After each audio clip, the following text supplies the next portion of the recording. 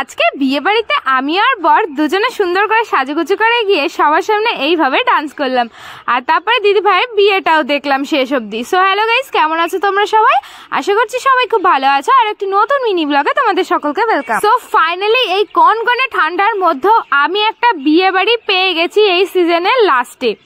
আর তার জন্যই কিন্তু আমি রেডি সেডি হয়ে দেখো এখন কম্বল গাইতে চলে এসেছি বাজারে। কিছু কেনাকাটি তো অবশ্যই করতে হবে, সাথে গিফটটাও কিনতে হবে। তো ফার্স্টে চলে এসেছিলাম কিন্তু আমি একটা কসমেটিকের দোকানে। আর মেয়েরা তো দোকানে গেলে এইটা ওইটা সাজাগোজা জিনিস দেখবেই, তো আমিও সেরকম নেল পলিশ দেখছিলাম আর একটা কিনে নিয়েও চলে এসেছি। তারপরে বাড়ি এসে রেডি হতে বসে পড়ছি, কারণ প্রচুর লেট হয়ে গেছিলো। অলরেডি রাত 8টা বেজে গেছে, তখনও আমি রেডি হওয়া শুরু করিনি। আমার বর তো বকবক করছিল। তো ফাইনালি আমি এই শাড়িটা চয়েস করে রেখেছিলাম সকালবেলা থেকে, যেটা পরবো। আর বাজারে গেছিলাম এর সাথে ম্যাচিং করে এই পার্টটা আমি পরবো তাই, কিন্তু ম্যাচিং তো আর খুঁজে পাইনি, তো একটা পেয়েছি যেটা সেটা নিয়ে চলে এসেছি। আর শাড়িটা কেমন লাগলো তোমাদের কাছে অবশ্যই কমেন্টসে জানাবে, বিশেষ করে কালারটা। তো যাই হোক, চলো এখন আর বকবক করবো না, এখন আমি রেডি হই। আর দেখো সারা বিছানা আমার এলো মেলো, আর পুরো বিছানাতেই তো আমি পুরো মেকআপের জিনিস ছড়িয়ে ছিটিয়ে রেখে দিয়েছি। আর এখানে আমি মেকআপ করতে বসেছি, তখন প্রায় রাত 8টা বাজে। আর ও আমাকে জলদি জলদি বারবার বলছে যে তাড়াতাড়ি রেডি হও, তাড়াতাড়ি রেডি হও। অলমোস্ট লেট হয়ে গেছে, আমরা সবাই চলে গেছে। আর এদিক দিয়ে বারবার ফোন করছে ওকে। ও দেখো কোটটা যখন পড়েছে আমি দেখছি ও এই ট্যাগটাই খোলেনি, তো ওই নিয়ে তো আমি হাসাহাসি করছিলাম। আর ও হাসতে হাসতে সামনে চলে এসছে। আমি বলছি একটু দূরে দাঁড়াও, একটু দেখি তোমাকে কেমন লাগছে। তো যাই হোক, আমরা দুজনাই রেডি হয়ে গেছি। বাট আমাকে দেখো, আমি কিন্তু শাড়িটা ঠিকভাবে পরতে পারিনি, জাস্ট কোনো রকম পেঁচিয়েছি। আর এখন যাবো আমি আমার বান্ধবীর কাছে শাড়িটা পরতে।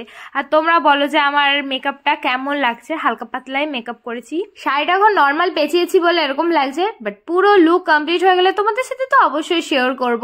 আর এই দেখো আমার বরকে, দুজনকে একসাথে কেমন লাগছে অবশ্যই জানাবে। তো আমরা ফাইনালি দেখো এখন বেরিয়ে পড়েছি। আর এই দেখো আমি রেডি হয়ে গেছি, আমি সব জুয়েলারিও পরে নিয়েছিলাম। আর এখন আমরা টুকটুক করতে করতে চলে এসেছি বিয়ে বাড়ির সামনে। কি সুন্দর লাইটিং করে সাজিয়েছে, তাই না? আর আমরা পৌঁছেছি জানো রাত 10টার সময়। মানে ভাবো, আমি 8টা থেকে রেডি হয়ে 10টা বাজিয়ে দিয়েছি, 2 ঘন্টা। আর এখন আমি একটুখানি স্টাইল করতে করতে চলে যাচ্ছিলাম ওপরে। বাট ওপরে প্রচুর লোক ছিল আর নিচে কটা লোক ছিল। আমার বর বারবার বলছে এত রাত্রে আসলে লোকজন কি থাকে। ও কিন্তু আমাকে শাড়ি পরতে দিয়ে এসে বিয়ে বাড়িতে এসে একবার ঘুরে গেছে। তো যাই হোক, চলো এখানে গিফটটা দেওয়া যাক। বাট দিদিকে গিফট দিতে এসে দেখি দিদি এখানে নেই। আর এখানে অনি তো বাদরের মতো নাচ করছিল, তো ওই দেখে খুবই হাসি পাচ্ছিল। আর দেখো বারবার বডি দেখাচ্ছে, দেখ আমি জিম করি, তো ওই দেখে তো আমি হাসছিলাম খুবই। আর এখানে আমরা খুবই মজা করছিলাম যতক্ষণ না দিদি আসছিল। আর ওদিকে বর বিয়ে করতে বসে পড়েছে, তাই ওখানে কিন্তু প্রচুর ভিড় ছিল। তো আমরা দুজনে একটু ফটো তুলতে তুলতে দেখি দিদি চলে এসেছে, তাই আমি দিদিকে গিফটটা দিয়ে দিদির সাথে ফটোও তুলে নিয়েছি। ব্রাইডকে কি মিষ্টি লাগছে, তাই না? তারপরে চলে এসেছিলাম নিচে। আর নিচে দেখো সমস্ত স্টল, জলদি জলদি চলে এসেছিলাম নিচে স্টলগুলোর সামনে, কারণ এখন যদি না খাই পরে আর মেন কোর্স খেতে পারবো না। দেখো ফার্স্টেই কিন্তু আমি চলে এসেছিলাম মোমো সেন্টারে। আর এখান থেকে কিন্তু আমি নিয়ে নিয়েছিলাম গরম গরম মোমো। তো আমার বর বললে 1 প্লেটই নিতে, কারণ এত রাত্রেবেলা ওর আর মোমো খাবে না। আর মোমোগুলো প্রচন্ড গরম ছিল, দেখেই বুঝতে পারছো ধোয়া উঠছে। বাট আমার ওই সামনে যে ছোট ছোট যে চুলগুলো ছিল ওগুলোর জন্য আমি খেতেই পারছিলাম না, বারবার ডিস্টার্ব করছিল আর আমাকে বারবার সরাতে হচ্ছিল। মোমোর সাথে যে সসটা দিয়েছিল ওটা প্রচন্ড ঝাল ছিল, আমি তো একটুখানি নিয়েই বুঝতে পেরেছি যে এত ঝাল। তো আমি তো আর পরে ওই সসটা দিয়ে খাইনি, এমনি খেয়েছি। আর লাস্টে যে একটা ছিল ওটা আমি আমার বরকে খাইয়ে দিয়েছি। আমি বলছিলাম একটাও খাবে না, তুমি একটা খেয়ে টেস্ট করো।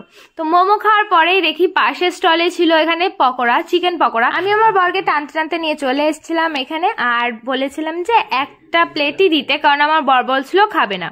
তো এখানে দেখো টিস্যু পেপারের উপরে দিয়ে দিয়েছে।